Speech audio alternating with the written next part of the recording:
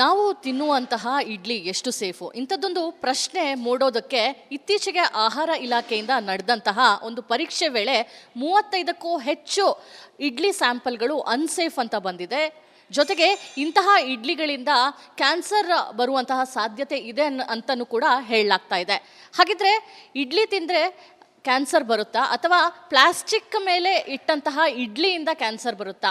ಈ ಒಂದು ಕ್ಲಾರಿಫಿಕೇಷನ್ನ ಕೊಡೋದಕ್ಕೆ, ಇದರ ಬಗ್ಗೆ ಹೆಚ್ಚಿನ ಮಾಹಿತಿಯನ್ನು ಕೊಡೋದಕ್ಕೆ ನಮ್ಮ ಜೊತೆ ಡಾಕ್ಟರ್ ಕೀರ್ತಿ ಕಿರಿಸಾವೆ ಅವರಿದ್ದಾರೆ. KC ಜನರಲ್ ಆಸ್ಪತ್ರೆಯ ಆಹಾರ ತಜ್ಞರಾಗಿದ್ದಾರೆ. ಮಾತಾಡ್ಸ್ಕೊಂಡು ಹೋಗೋಣ. ಮೇಡಮ್, ಇತ್ತೀಚೆಗೆ ಆಹಾರ ಇಲಾಖೆ ಆರೋಗ್ಯ ಇಲಾಖೆಯ ಜೊತೆ ಸೇರಿ ಇಡ್ಲಿ ಸ್ಯಾಂಪಲ್ಗಳನ್ನು ಪಡೆಯುತ್ತೆ. ಅದರಲ್ಲಿ 35 ಇಡ್ಲಿ ಸ್ಯಾಂಪಲ್ಗಳು ಅನ್ಸೇಫ್ ಅಂತ ಬರುತ್ತೆ. ಜೊತೆಗೆ ಕ್ಯಾನ್ಸರ್ ಕಾರಕ ಅಂತ ಒಂದು ರಿಪೋರ್ಟ್ ಬರುತ್ತೆ. ಇಡ್ಲಿ ತಿಂದರೆ ಕ್ಯಾನ್ಸರ್ ಬರುತ್ತಾ ಅನ್ನೋ ಒಂದು ಪ್ರಶ್ನೆ ಮೂಡ್ತಾ ಇದೆ. ಇಡ್ಲಿ ತಿಂದರೆ ಕ್ಯಾನ್ಸರ್ ಬರೋದಿಲ್ಲ. ಇಡ್ಲಿ ತಯಾರು ಮಾಡೋದಕ್ಕೆ ಯೂಸ್ ಮಾಡುವಂಥ ಬಟರ್ ಪೇಪರ್ ಆಗಿರ್ಬೋದು, ಪಾರ್ಚ್ಮೆಂಟ್ ಪೇಪರ್ ಆಗಿರ್ಬೋದು, ಅದ್ರ ಪ್ರಮಾಣ ಮತ್ತು ಅದರದ್ದು ಕ್ವಾಲಿಟಿ ಸರಿ ಇಲ್ಲ ಅಂತ ಅಂದರೆ ಅದರಿಂದ ಸಾಧ್ಯತೆಗಳು ಹೆಚ್ಚಾಗಿರುತ್ತೆ cancer but idli is very safe food. ಯಾವುದೇ ಒಂದು ಕಾಯಿಲೆ ಆಗಿರ್ಬೋದು, ಇಲ್ಲ ರಿಕವರಿ ಪೀರಿಯಡ್ ಆಗಿರ್ಬೋದು, ಇಲ್ಲ ಸರ್ಜರಿ ಆದಮೇಲೆ ಇಂಥ ಸ್ಟೇಜಸ್ಗಳಲ್ಲಿ ಈಸಿಯಾಗಿ ಡೈಜೆಸ್ಟ್ ಆಗುವಂಥ ಆಹಾರ ನಾವು ಪೇಷಂಟ್ಗಳಿಗೆ ಪ್ರಿಫರ್ ಮಾಡೋದೇ ಇಡ್ಲಿ ತಿಂದರೆ ಕ್ಯಾನ್ಸರ್ ಬರೋದಿಲ್ಲ. ಇಡ್ಲಿ ತಯಾರು ಮಾಡಬೇಕಾದಾಗ ಯೂಸ್ ಮಾಡುವಂಥ ಕೆಲವೊಂದು ಇದನ್ನು ಖಂಡಿತವಾಗ ಅದರಿಂದ ಬರೋ ಸಾಧ್ಯತೆಗಳು ಹೆಚ್ಚಾಗಿರುತ್ತೆ. ಯಾವ ರೀತಿಯ ಪ್ಲಾಸ್ಟಿಕ್ನ ಬಳಕೆ ಮಾಡೋದ್ರಿಂದ ಕ್ಯಾನ್ಸರ್ ಕಾರಕ ಆಗುತ್ತೆ? ಇದು ಯಾರಿಗೆ ಹೆಚ್ಚು ಅಪಾಯ ಅಂತ? ಪೇಪರ್ ಈಗ ಬಟರ್ ಪೇಪರ್ ಮತ್ತು ಪಾರ್ಚ್ಮೆಂಟ್ ಪೇಪರ್ 2 ಪೇಪರ್ ಇದ್ದಾವೆ. ಈ ಪಾರ್ಚ್ಮೆಂಟ್ ಪೇಪರ್, ಈ ಬಟರ್ ಪೇಪರ್ನ ಮುಂಚೆ ತುಂಬ ಜನ ಯೂಸ್ ಮಾಡ್ತಾ ಇರಲಿಲ್ಲ. ಅದು ಫ್ರೀಕ್ವೆನ್ಸಿ ಕಮ್ಮಿ ಇತ್ತು, ಈಸಿಯಾಗಿ ಪ್ರೊಡಕ್ಟಿವಿಟಿ ಇತ್ತು. ಬಟ್ ಅದರದ್ದು ಡ್ಯೂರಬಿಲಿಟಿ ಕಮ್ಮಿ ಇದೆ, ಬೇಗ ಹರಿದೋಗ್ಬಿಡುತ್ತೆ. ಸೊ ಹೆಚ್ಚು ಅದನ್ನ ಪರ್ಚೇಸ್ ಮಾಡ್ತಾ ಇರಬೇಕಾದ್ರೆ ಈಗ ಕಮರ್ಷಿಯಲ್ ಆಗಿ ಕುಕ್ ಮಾಡೋರು ಪಾರ್ಚ್ಮೆಂಟ್ ಪೇಪರ್ ಅಂತ ಬರುತ್ತೆ. ಅದು ಸಿಲಿಕಾನ್ ಕೋಟೆಡ್ ಇರುತ್ತೆ. ಸೊ ಸಿಲಿಕಾನ್ ಅನ್ನೋದು ಒಂದು ಮೆಟಲ್ಲು. ಆ metal high resistance to heat ಇರುತ್ತೆ. 200 ಡಿಗ್ರಿ ಸೆಂಟಿಗ್ರೇಡ್ ಅದು ಟೆಂಪ್ರೇಚರ್ನ ಕಂಟ್ರೋಲ್ ಮಾಡೋ ಅಷ್ಟು ಕೆಪಾಸಿಟಿ ಇರುತ್ತೆ. ಸೊ ಅಂಥ ಪೇಪರ್ನ ಯೂಸ್ ಮಾಡಿ ಇಡ್ಲಿಗೆ ಸಂಪಣ ಹಾಕಿದ್ಮೇಲೆ ಆ ಪೇಪರ್ ಯಾವುದೇ ಕೆಮಿಕಲ್ನೂ ಅದು ಬಿಡೋದಿಲ್ಲ ಇಡ್ಲಿಗೆ. ಸೊ ಅದು ಹೀಟ್ ರೆಸಿಸ್ಟೆನ್ಸ್ ಇರೋದ್ರಿಂದ ಅದರಲ್ಲಿರೋ ಕಾಂಪೋನೆಂಟ್ಸ್ ಎಲ್ಲ ಹಾಗೆ ರಿಸ್ಟೈನ್ ಆಗಿರುತ್ತೆ. ಸೊ ಯಾವುದೇ ಕ್ಯಾನ್ಸರ್ ಕಾರಣ ಆಗೋ ಕೆಮಿಕಲ್ಲು ಇಡ್ಲಿಗೆ ಸೇರ್ಪಡೆ ಆಗೋದಿಲ್ಲ. ಸೊ ಈ ಥರ ಪಾರ್ಚ್ಮೆಂಟ್ ಪೇಪರ್ನ ಯೂಸ್ ಮಾಡಿದ್ರೆ ಸಿಲಿಕಾನ್ ಕೋಟೆಡ್ ಮತ್ತು ಬ್ಲೀಚ್ಡ್ ಪೇಪರ್ ಅಂದರೆ ಕ್ಲೋರಿನೇಷನ್ ಆಗಿರುತ್ತೆ, ಇದಾಗಿರುತ್ತೆ. ಸೊ ಅದರದ್ದು ಕ್ವಾಲಿಟಿ ಆಗಿರ್ಬೋದು, ಅದರದ್ದು ಲೈಫ್ ಸ್ಪ್ಯಾನ್ ಆಗಿರ್ಬೋದು ತೀರಾ ಜಾಸ್ತಿ ಇರೋದ್ರಿಂದ ಇಂಥ ಪಾರ್ಚ್ಮೆಂಟ್ ಪೇಪರ್ನ ಯೂಸ್ ಮಾಡಿದ್ರೆ ಖಂಡಿತ ಯಾವುದೂ ಹಾನಿಕಾರಕ ಕೆಮಿಕಲ್ ಇಡ್ಲಿಗೆ ಸೇರ್ಪಡೆ ಆಗೋದಿಲ್ಲ. ಈ ಪಾರ್ಚ್ಮೆಂಟ್ ಪೇಪರ್ ಕ್ವಾಲಿಟಿ ಕಮ್ಮಿ ಆಯಿತು ಅಂದಾಗ PFAS ಅಂತ ಒಂದು ಕೆಮಿಕಲ್ಲು ಇಡ್ಲಿ ಒಳಗಡೆ ಹೋಗುತ್ತೆ. ಸೊ ಆ ಕೆಮಿಕಲ್ ದೇಹಕ್ಕೆ ಜಾಸ್ತಿ ಸೇರ್ಪಡೆ ಆದಾಗ, ಟಾಕ್ಸಿನ್ ಅಂಶ ಜಾಸ್ತಿ ಸೇರ್ಪಡೆ ಆದಾಗ ಖಂಡಿತವಾಗೂ ಇದು ರೋಗ ನಿರೋಧಕ ಶಕ್ತಿನ ಕುಂದು ಮಾಡಿಸುತ್ತೆ. ಅಷ್ಟೇ ಅಲ್ಲ, ಕ್ಯಾನ್ಸರ್ ಕಾಸಿಂಗ್ ಏಜೆಂಟ್ಸ್ಗಳನ್ನ ಕ್ರಿಯೇಟ್ ಮಾಡುತ್ತೆ. ಸೊ ಇದು ಒಂದೇ ಕ್ಯಾನ್ಸರ್ ಬರುತ್ತೆ ಅಂತ ಹೇಳಲಿಕ್ಕಾಗಲ್ಲ. ಯಾವುದೇ ಅಂಗಾಂಗ ಮೇಲೆ ಬೇಕಾದರೂ ಅದು ಪ್ರಭಾವನ ಬೀರ್ಬೋದು. ಕ್ಯಾನ್ಸರ್ ಅಂತ ಹೇಳಿದ್ರೆ ಹಾಗಿದ್ರೆ ಯಾವ ಕ್ಯಾನ್ಸರ್ ಬರುವಂತಹ ಸಾಧ್ಯತೆ ಇದೆ? ಯಾರಿಗೆ ಅಪಾಯಕಾರಿ ಇದು ಅಂತ? ನಾವು ಊಟನ ಮಾಡ್ತೀವಿ. ಇಡ್ಲಿ ಅನ್ನೋದು ಒಂದು ಆಹಾರ. ಅದನ್ನ ನಾವು ತಗೊಂಡಾಗ ಅದು ನಮ್ಮ ದೇಹಕ್ಕೆ ಸೇರಿದಾಗ ಬಾಯಿಂದ ಅದು ನಮ್ಮ ಹೊಟ್ಟೆ ಒಳಗಡೆ ಹೋಗುತ್ತೆ. ಸೊ ಹೊಟ್ಟೆ ಒಳಗಡೆ ಹೋದಾಗ ಎಲ್ಲ ಕೆಮಿಕಲ್ ರಿಯಾಕ್ಷನ್ಸ್ ಅಲ್ಲೇ ನಡೆಯೋದ್ರಿಂದ ಮೇ ಬಿ ಹೊಟ್ಟೆ ಅಥವಾ ಕರಳು, ಈ ಸ್ಮಾಲ್ ಇಂಟೆಸ್ಟೈನ್, ಲಾರ್ಜ್ ಇಂಟೆಸ್ಟೈನ್ ಇದ್ರ ಮೇಲೆ ಹೆಚ್ಚು ಪರಿಣಾಮ ಬೀರುತ್ತೆ. ಈಗ ಕೆಮಿಕಲ್ ಟಾಕ್ಸಿನ್ ರಿಟೆನ್ಷನ್ ಆಗ್ತಾ ಇದೆ ಅಂತ ಅಂದಾಗ it is like nothing but food poisoning ಅಂತಲೇ ಅನಿಸ್ಬೋದು. ಅಲರ್ಜಿಕ್ ರಿಯಾಕ್ಷನ್ಸ್ ಆಗ್ಬೋದು, ಫುಡ್ ಪಾಯ್ಸನಿಂಗ್ ಆಗ್ಬೋದು. ಈಗ ಇಡ್ಲಿ ಅನ್ನೋದು ದಿನಾ ಬಳಕೆ ಮಾಡಿದ್ರೂ ತೊಂದರೆ ಇಲ್ಲ ಅಂತ ಹೇಳೋ ಅಂಥ ಒಂದು ಆಹಾರ. ಸೊ ಹಾಗಾಗಿ ಒಬ್ಬ ಮನುಷ್ಯ ಈಸಿಯಾಗಿ ಕಮ್ಮಿ ರೇಟಲ್ಲೂ ಸಿಕ್ಬಿಡುತ್ತೆ, ಎಲ್ಲ ಕಡೆ ಅವೈಲಬಿಲಿಟಿ ಜಾಸ್ತಿ ಇರುತ್ತೆ. ಸೊ ದಿನನಿತ್ಯ ಇಡ್ಲಿನ ತಿನ್ನೋ ಅಂಥ ಜನರು ಕೂಡ ನಮ್ಮಲ್ಲಿ ಹಲವಾರು ಜನ ಇದ್ದಾರೆ.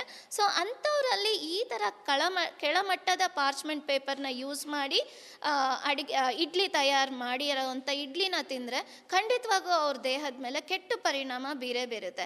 ಈ PFAS ಅನ್ನೋ ಏನು ಕೆಮಿಕಲ್ ಇದೆ ಅದು ನಮ್ಮ ದೇಹದಲ್ಲಿ ರೋಗ ನಿರೋಧಕ ಶಕ್ತಿನ ಕಮ್ಮಿ ಮಾಡೋದಲ್ದಿನ ಹಾರ್ಮೋನ್ಸ್, ಈ ಹೆಣ್ಮಕ್ಳಲ್ಲಿ ಹಾರ್ಮೋನ್ಸ್ ಪ್ರಮಾಣ ಜಾಸ್ತಿ ಇರುತ್ತೆ ಕಂಪ್ಯಾರಿಟಿವ್ಲಿ ಗಂಡು ಮಕ್ಕಳಲ್ಲಿ. ಸೊ ಹೆಣ್ಮಕ್ಳಲ್ಲಿ ಈ ಹಾರ್ಮೋನಲ್ ವೇರಿಯೇಷನ್ನ ಹೆಚ್ಚು ಮಾಡುವಂಥ ಸಾಧ್ಯತೆಗಳು ಈ PFAS ಇಂದ ಆಗುತ್ತೆ ಇಂಡ್ಯೂಸ್ ಆದರೆ. ಅಷ್ಟೇ ಅಲ್ಲ, ಗ್ರೋತ್ ರಿಟಾರ್ಡೇಷನ್ ಅಂದರೆ ಡೆವಲಪ್ಮೆಂಟ್ ಮತ್ತು ಗ್ರೋತ್ನಲ್ಲೂ ಕೂಡ ವೇರಿಯೇಷನ್ ಆಗುತ್ತೆ. ಹಾಗಾಗಿ ಹೆಚ್ಚು ಪ್ರೆಗ್ನೆಂಟ್ ವುಮೆನ್ಸು ಮತ್ತು ಲ್ಯಾಕ್ಟೇಟಿಂಗ್ ವುಮೆನ್ಸು ಇಂಥ ಪಾರ್ಚ್ಮೆಂಟ್ ಪೇಪರಿಂದ ಮಾಡಿರೋವಂಥ ಇಡ್ಲಿನ ತಿಂದರೆ ಖಂಡಿತವಾಗಿಯೂ ಅವರ ಮಗು ಮೇಲೆ ಆಗಿರ್ಬೋದು, ಅವರ ಹಾರ್ಮೋನಲ್ಸ್ ಲೆವೆಲ್ಸ್ ಮೇಲೆ ಆಗಿರ್ಬೋದು ಅಡ್ಡ ಪರಿಣಾಮ ಬೀರುತ್ತೆ. ಸೊ ಇವಿಷ್ಟು ಡಾಕ್ಟರ್ ಕೀರ್ತಿ ಅವರ ಮಾಹಿತಿ.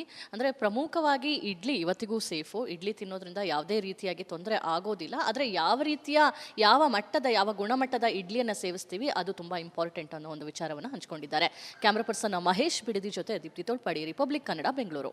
ನಾವು ತಿನ್ನುವಂತಹ ಇಡ್ಲಿ ಎಷ್ಟು ಸೇಫು, ಇಂಥದ್ದೊಂದು ಪ್ರಶ್ನೆ ಮೂಡೋದಕ್ಕೆ ಇತ್ತೀಚೆಗೆ ಆಹಾರ ಇಲಾಖೆಯಿಂದ ನಡೆದಂತಹ ಒಂದು ಪರೀಕ್ಷೆ ವೇಳೆ 35ಕ್ಕೂ ಹೆಚ್ಚು ಇಡ್ಲಿ ಸ್ಯಾಂಪಲ್ಗಳು ಅನ್ಸೇಫ್ ಅಂತ ಬಂದಿದೆ. ಜೊತೆಗೆ ಇಂತಹ ಇಡ್ಲಿಗಳಿಂದ ಕ್ಯಾನ್ಸರ್ ಬರುವಂತಹ ಸಾಧ್ಯತೆ ಇದೆ ಅಂತಲೂ ಕೂಡ ಹೇಳಲಾಗ್ತಾ ಇದೆ. ಹಾಗಿದ್ರೆ ಇಡ್ಲಿ ತಿಂದರೆ ಕ್ಯಾನ್ಸರ್ ಬರುತ್ತಾ ಅಥವಾ ಪ್ಲಾಸ್ಟಿಕ್ ಮೇಲೆ ಇಟ್ಟಂತಹ ಇಡ್ಲಿಯಿಂದ ಕ್ಯಾನ್ಸರ್ ಬರುತ್ತಾ? ಈ ಒಂದು ಕ್ಲಾರಿಫಿಕೇಶನ್ನ ಕೊಡೋದಕ್ಕೆ, ಇದರ ಬಗ್ಗೆ ಹೆಚ್ಚಿನ ಮಾಹಿತಿಯನ್ನು ಕೊಡೋದಕ್ಕೆ ನಮ್ಮ ಜೊತೆ ಡಾಕ್ಟರ್ ಕೀರ್ತಿ ಕಿರಿಸಾವೆ ಅವರಿದ್ದಾರೆ. KC ಜನರಲ್ ಆಸ್ಪತ್ರೆಯ ಆಹಾರ ತಜ್ಞರಾಗಿದ್ದಾರೆ. ಮಾತಾಡ್ಸ್ಕೊಂಡು ಹೋಗೋಣ.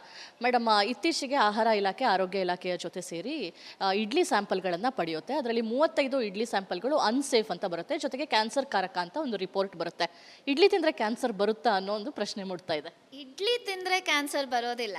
ಇಡ್ಲಿ ತಯಾರು ಮಾಡೋದಕ್ಕೆ ಯೂಸ್ ಮಾಡುವಂಥ ಬಟರ್ ಪೇಪರ್ ಆಗಿರ್ಬೋದು, ಪಾರ್ಚ್ಮೆಂಟ್ ಪೇಪರ್ ಆಗಿರ್ಬೋದು, ಅದ್ರ ಪ್ರಮಾಣ ಮತ್ತು ಅದರದ್ದು ಕ್ವಾಲಿಟಿ ಸರಿ ಇಲ್ಲ ಅಂತ ಅಂದರೆ ಅದರಿಂದ ಸಾಧ್ಯತೆಗಳು ಹೆಚ್ಚಾಗಿರುತ್ತೆ cancer but idli is very safe food.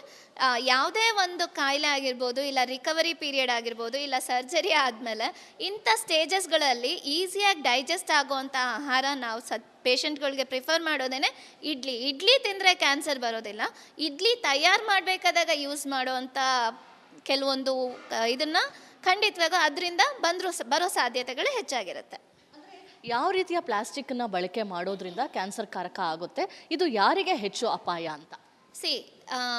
Paper ಈಗ ಬಟರ್ ಪೇಪರ್ ಮತ್ತು ಪಾರ್ಚ್ಮೆಂಟ್ ಪೇಪರ್ 2 ಪೇಪರ್ ಇದ್ದಾವೆ. ಈ ಪಾರ್ಚ್ಮೆಂಟ್ ಪೇಪರ್, ಈ ಬಟರ್ ಪೇಪರ್ನ ಮುಂಚೆ ತುಂಬ ಜನ ಯೂಸ್ ಮಾಡ್ತಾ ಇರಲಿಲ್ಲ. ಅದು ಫ್ರೀಕ್ವೆನ್ಸಿ ಕಮ್ಮಿ ಇತ್ತು, ಈಸಿಯಾಗಿ ಪ್ರೊಡಕ್ಟಿವಿಟಿ ಇತ್ತು. ಬಟ್ ಅದರದ್ದು ಡ್ಯೂರಬಿಲಿಟಿ ಕಮ್ಮಿ ಇದೆ, ಬೇಗ ಹರಿದೋಗ್ಬಿಡುತ್ತೆ. ಸೊ ಹೆಚ್ಚು ಅದನ್ನ ಪರ್ಚೇಸ್ ಮಾಡ್ತಾ ಇರಬೇಕಾದ್ರೆ ಈಗ ಕಮರ್ಷಿಯಲ್ ಆಗಿ ಕುಕ್ ಮಾಡೋರು ಪಾರ್ಚ್ಮೆಂಟ್ ಪೇಪರ್ ಅಂತ ಬರುತ್ತೆ. ಅದು ಸಿಲಿಕಾನ್ ಕೋಟೆಡ್ ಇರುತ್ತೆ. ಸೊ ಸಿಲಿಕಾನ್ ಅನ್ನೋದು ಒಂದು ಮೆಟಲ್ಲು. ಆ metal high resistance to heat ಇರುತ್ತೆ. 200 ಡಿಗ್ರಿ ಸೆಂಟಿಗ್ರೇಡ್ ಅದು ಟೆಂಪ್ರೇಚರ್ನ ಕಂಟ್ರೋಲ್ ಮಾಡೋಷ್ಟು ಕೆಪಾಸಿಟಿ ಇರುತ್ತೆ. ಸೊ ಅಂಥ ಪೇಪರ್ನ ಯೂಸ್ ಮಾಡಿ ಇಡ್ಲಿಗೆ ಸಂಪನ್ನ ಹಾಕಿದ್ಮೇಲೆ ಆ ಪೇಪರ್ ಯಾವುದೇ ಕೆಮಿಕಲ್ನೂ ಅದು ಬಿಡೋದಿಲ್ಲ ಇಡ್ಲಿಗೆ. ಸೊ ಅದು ಹೀಟ್ ರೆಸಿಸ್ಟೆನ್ಸ್ ಇರೋದ್ರಿಂದ ಅದರಲ್ಲಿರೋ ಕಾಂಪೋನೆಂಟ್ಸ್ ಎಲ್ಲ ಹಾಗೆ ರಿಸ್ಟೈನ್ ಆಗಿರುತ್ತೆ. ಸೊ ಯಾವುದೇ ಕ್ಯಾನ್ಸರ್ ಕಾರಣ ಆಗೋ ಕೆಮಿಕಲ್ಲು ಇಡ್ಲಿಗೆ ಸೇರ್ಪಡೆ ಆಗೋದಿಲ್ಲ. ಸೊ ಈ ಥರ ಪಾರ್ಚ್ಮೆಂಟ್ ಪೇಪರ್ನ ಯೂಸ್ ಮಾಡಿದ್ರೆ ಸಿಲಿಕಾನ್ ಕೋಟೆಡ್ ಮತ್ತು ಬ್ಲೀಚ್ಡ್ ಪೇಪರ್ ಅಂದರೆ ಕ್ಲೋರಿನೇಷನ್ ಆಗಿರುತ್ತೆ, ಇದಾಗಿರುತ್ತೆ. ಸೊ ಅದರದ್ದು ಕ್ವಾಲಿಟಿ ಆಗಿರ್ಬೋದು, ಅದರದ್ದು ಲೈಫ್ ಸ್ಪ್ಯಾನ್ ಆಗಿರ್ಬೋದು ತೀರಾ ಜಾಸ್ತಿ ಇರೋದ್ರಿಂದ ಇಂಥ ಪಾರ್ಚ್ಮೆಂಟ್ ಪೇಪರ್ನ ಯೂಸ್ ಮಾಡಿದ್ರೆ ಖಂಡಿತ ಯಾವುದೂ ಹಾನಿಕಾರಕ ಕೆಮಿಕಲ್ ಇಡ್ಲಿಗೆ ಸೇರ್ಪಡೆ ಆಗೋದಿಲ್ಲ. ಈ ಪಾರ್ಚ್ಮೆಂಟ್ ಪೇಪರ್ ಕ್ವಾಲಿಟಿ ಕಮ್ಮಿ ಆಯಿತು ಅಂದಾಗ PFAS ಅಂತ ಒಂದು ಕೆಮಿಕಲ್ಲು ಇಡ್ಲಿ ಒಳಗಡೆ ಹೋಗುತ್ತೆ.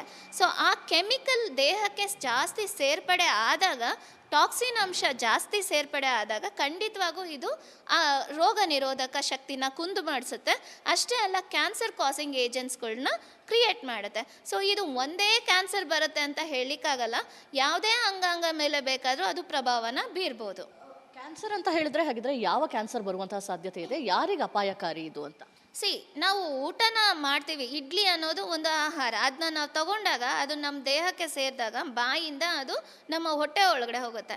ಸೊ ಹೊಟ್ಟೆ ಒಳಗಡೆ ಹೋದಾಗ ಎಲ್ಲ ಕೆಮಿಕಲ್ ರಿಯಾಕ್ಷನ್ಸ್ ಅಲ್ಲೇ ನಡೆಯೋದ್ರಿಂದ ಮೇ ಬಿ ಹೊಟ್ಟೆ ಅಥವಾ ಕರಳು, ಈ ಸ್ಮಾಲ್ ಇಂಟೆಸ್ಟೈನ್, ಲಾರ್ಜ್ ಇಂಟೆಸ್ಟೈನ್ ಇದ್ರ ಮೇಲೆ ಹೆಚ್ಚು ಪರಿಣಾಮ ಬೀರುತ್ತೆ. ಈಗ ಕೆಮಿಕಲ್ ಟಾಕ್ಸಿನ್ ರಿಟೆನ್ಷನ್ ಆಗ್ತಾ ಇದೆ ಅಂತ ಅಂದಾಗ it is like nothing but food poisoning ಅಂತಲೇ ಅನಿಸ್ಬೋದು. ಅಲರ್ಜಿಕ್ ರಿಯಾಕ್ಷನ್ಸ್ ಆಗ್ಬೋದು, ಫುಡ್ ಪಾಯ್ಸನಿಂಗ್ ಆಗ್ಬೋದು.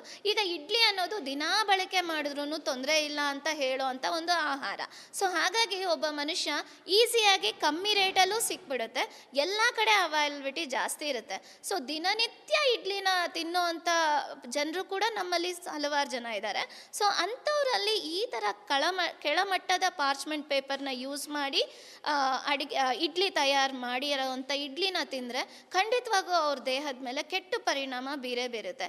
ಈ PFAS ಅನ್ನೋ ಏನು ಕೆಮಿಕಲ್ ಇದೆ ಅದು ನಮ್ಮ ದೇಹದಲ್ಲಿ ರೋಗ ನಿರೋಧಕ ಶಕ್ತಿನ ಕಮ್ಮಿ ಮಾಡೋದಲ್ದಿನ ಹಾರ್ಮೋನ್ಸ್, ಈ ಹೆಣ್ಮಕ್ಳಲ್ಲಿ ಹಾರ್ಮೋನ್ಸ್ ಪ್ರಮಾಣ ಜಾಸ್ತಿ ಇರುತ್ತೆ ಕಂಪ್ಯಾರಿಟಿವ್ಲಿ ಗಂಡು ಮಕ್ಕಳಲ್ಲಿ. ಸೊ ಹೆಣ್ಮಕ್ಳಲ್ಲಿ ಈ ಹಾರ್ಮೋನಲ್ ವೇರಿಯೇಷನ್ನ ಹೆಚ್ಚು ಮಾಡುವಂಥ ಸಾಧ್ಯತೆಗಳು ಈ PFAS ಇಂದ ಆಗುತ್ತೆ ಇಂಡ್ಯೂಸ್ ಆದರೆ. ಅಷ್ಟೇ ಅಲ್ಲ, ಗ್ರೋತ್ ರಿಟಾರ್ಡೇಷನ್ ಅಂದರೆ ಡೆವಲಪ್ಮೆಂಟ್ ಮತ್ತು ಗ್ರೋತ್ನಲ್ಲೂ ಕೂಡ ವೇರಿಯೇಷನ್ ಆಗುತ್ತೆ. ಹಾಗಾಗಿ ಹೆಚ್ಚು ಪ್ರೆಗ್ನೆಂಟ್ ವುಮೆನ್ಸು ಮತ್ತು ಲ್ಯಾಕ್ಟೇಟಿಂಗ್ ವುಮೆನ್ಸು ಇಂಥ ಪಾರ್ಚ್ಮೆಂಟ್ ಪೇಪರಿಂದ ಮಾಡಿರೋ ಅಂಥ ಇಡ್ಲಿನ ತಿಂದರೆ ಖಂಡಿತವಾಗಿಯೂ ಅವರ ಮಗು ಮೇಲೆ ಆಗಿರ್ಬೋದು, ಅವರ ಹಾರ್ಮೋನಲ್ಸ್ ಲೆವೆಲ್ಸ್ ಮೇಲೆ ಆಗಿರ್ಬೋದು ಅಡ್ಡ ಪರಿಣಾಮ ಬೀರುತ್ತೆ. ಸೊ ಇವಿಷ್ಟು ಡಾಕ್ಟರ್ ಕೀರ್ತಿಯವರ ಮಾಹಿತಿ. ಅಂದರೆ ಪ್ರಮುಖವಾಗಿ ಇಡ್ಲಿ ಇವತ್ತಿಗೂ ಸೇಫು, ಇಡ್ಲಿ ತಿನ್ನೋದ್ರಿಂದ ಯಾವುದೇ ರೀತಿಯಾಗಿ ತೊಂದರೆ ಆಗೋದಿಲ್ಲ. ಆದರೆ ಯಾವ ಮಟ್ಟದ ಯಾವ ಗುಣಮಟ್ಟದ ಇಡ್ಲಿಯನ್ನು ಸೇವಿಸ್ತೀವಿ ಅದು ತುಂಬ ಇಂಪಾರ್ಟೆಂಟ್ ಅನ್ನೋ ಒಂದು ವಿಚಾರವನ್ನು ಹಂಚ್ಕೊಂಡಿದ್ದಾರೆ. ಕ್ಯಾಮ್ರಾ ಪರ್ಸನ್ ಮಹೇಶ್ ಬಿಡದಿ ಜೊತೆ ದೀಪ್ತಿ ತೋಳ್ಪಾಡಿ, ರಿಪಬ್ಲಿಕ್ ಕನ್ನಡ, ಬೆಂಗಳೂರು.